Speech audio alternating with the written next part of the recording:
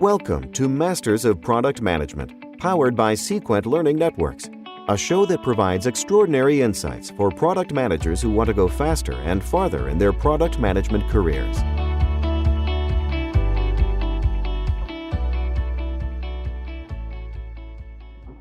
Hello, this is JJ Rory, Vice President at Sequent Learning Networks. In our Masters of Product Management podcast, we tap into the experiences of people who work in and around product management to help you learn and grow in your product management career. Our topic today is a very exciting one: iterative planning and design, also known as design thinking. Design thinking at its core is a process and philosophy that centers around deeply understanding customer problems, then designing solutions and testing those prototype solutions in an iterative way, continuously getting real feedback from customers and improving the solution along the way. If there's one thing I preach when I'm training and coaching product managers, it's that uncovering and truly understanding the core need of the customer is crucial. And design thinking is a great tool to aid in that. Our guest today is a dynamic product leader who also happens to be one of my very favorite people. Bob Burgarino is Executive Vice President of Professional Services and Strategic Partnerships at Aperture, a growing fintech organization focused on open API banking. Bob formerly was head of product at Aperture and has over 20 years of experience as a product development and marketing strategist.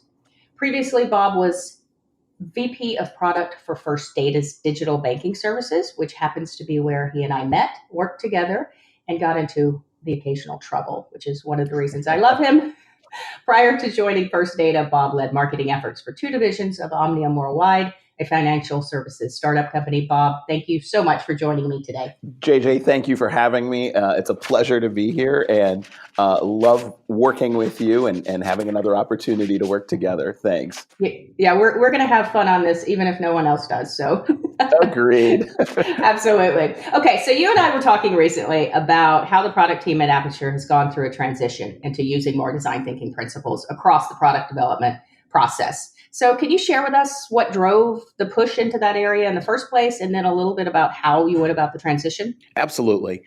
As you know, JJ, we deliver end-to-end end customer-facing online and mobile banking applications for our clients, end consumers, and business customers. So it started when we knew we had to refresh our interfaces. And really, instead of solely relying on our customers or even our internal teams to develop something in a vacuum, we really wanted to go directly to the end users of our platform and understand how they're using the system, but really more importantly, what are they doing outside of the platform and how have they worked around the system to get what they needed done. So design thinking was a great process for us to use as it gets to the heart of the end user. And it does so through a 5-step qualitative process that involves empathizing with the end user. As you talked about, immersing yourself into their everyday experiences, which allows you to then define the problems that they are trying to solve. Not the ones that you think they need to solve, but ones that they really are having struggles with. And that takes you then to ideating on possible solutions to solving their problems. And you get into a room and we would oftentimes, it wouldn't be uncommon for us to say, gosh, I would never want a solution like that. But what's important about design thinking is that you need to bring yourself back to the end user. And you may not be the target market for what you're trying to design. So you go back and listen to the research, go back and hear what the end users had to say, which allows you then to develop prototypes to really see what solves the problems most elegantly for the end users. And then you obviously test and validate those things that you've developed. The key that we found, and others obviously, with design thinking is it's not a linear process, but it is very circular. You could go to step 2, come back to step 3, go back to step 2 before you ever get into developing the prototypes.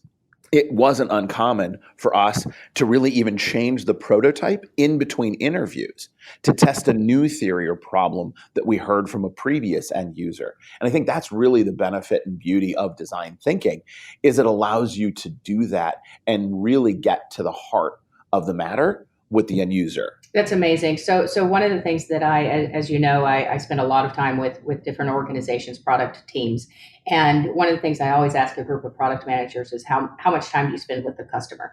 And invariably, it's 5%, 10% at most. I mean, it's shocking, even to me, being in product management most of my career. And design thinking is one of those things that forces you. Not that we should be forced, but it is a good tool to force us to get like in front of the customers and really get their feedback. So it's wonderful. So what have some of the results been so far? For us, it's been great. We learned a ton about what is and is not working in the industry, the banking industry. And because of what we've learned, we've been able to deliver both platforms that I would say are new and have innovative end user features or experiences that our end users have found to be delightful. As well as it has been able to validate our next gen platform, which is really all about an architecture of open APIs. On the user interface, one of the things we launched was a feature called Spendable Balance. And this is mostly for the consumer end users. And this totally came out of the research where consumers would instinctively do a calculation for us whenever they logged into online or mobile banking. They would look at the balance that they saw, and they would immediately deduct the bills that were yet to be paid out of that balance and say, I don't really have this amount in my account, right? Here's what I have to spend. And I don't know about you, JJ, but I often get an email that says, hey, when you log in, the balance you see isn't our balance because I've paid bills, and they're not showing out of that balance. So what we did is we automated that process for the end user, and we now give them a balance that's really more relevant to them. And that's just one of the examples that came out of working with the end users and getting into how they're using the platform. For our business customers, we learned that they spend an inordinate amount of time outside of the banking platform. There are a number of amazing fintech companies out there that are creating solutions for businesses and consumers. And how do we integrate those experiences into the banking platform was one of the areas that we focused on. And that's what really led or validated our approach moving into open APIs that allow banks and credit unions to maintain that relationship with the end user by bringing those fintech solutions directly into their banking solution. They know that they're not going to be able to create things like payroll or things like investment vehicles that are out in market. So why not leverage what fintech is doing and bring those into the banking experience? And that's what's leading us into the open API architecture to allow banks to really innovate at fintech speed. That's amazing. Thanks for sharing those examples. Really good examples of how you think you might understand a problem, but then the customers actually show you the core need. And that happens all the time through design thinking, which is one of the things I love about it. That's great. So a lot of our listeners manage products that straddle both the physical and digital world, right? And so as such, their development methodologies within the product management discipline may be more of a hybrid than purely waterfall or purely agile. So how do you see iterative design and planning fitting into that world? So I would see this process as essential in both physical and digital development. The steps are the same, right? The key tenets of design thinking, one of the key tenets of design thinking is starting with low fidelity prototypes. So that lends itself both to physical and to digital.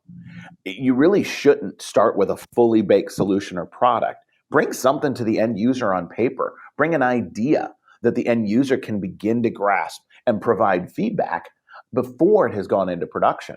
So I think it's definitely applicable to the physical world to help lower those production costs, help identify where end users find value and where they may struggle with a product concept.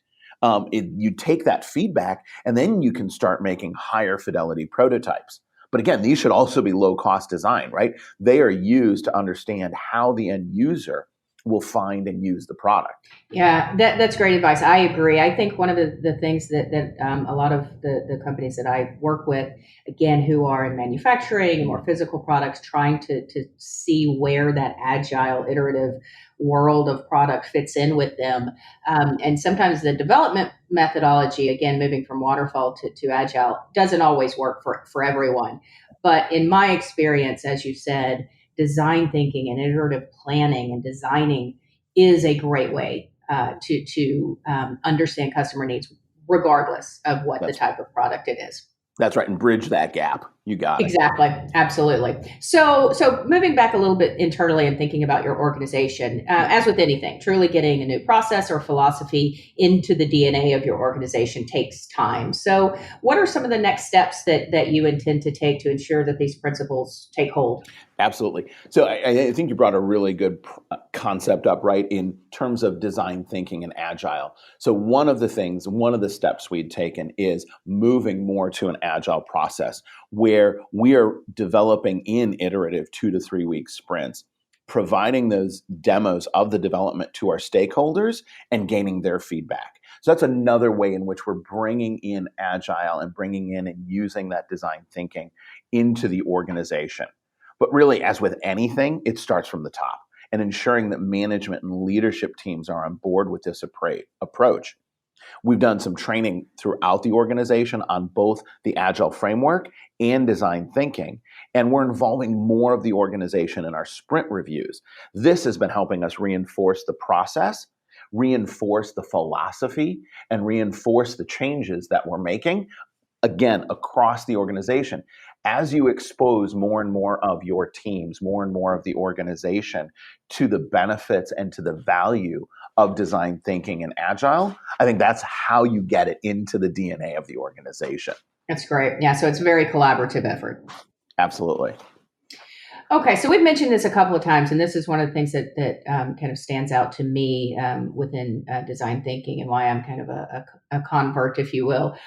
So empathy is a key trait needed in product managers. We as product managers must empathize with customers, really get into their heads and hearts, find those core needs, and then try to solve those needs. So again, one of the kind of core tenets of design thinking is that empathy piece, right? That aims to help us really understand the customer. So have you seen a change in your team's overall understanding of customer needs since you've started using design thinking as an organization? I have, and it's been fun because it's not just even the understanding, but the continuing quest to understand more.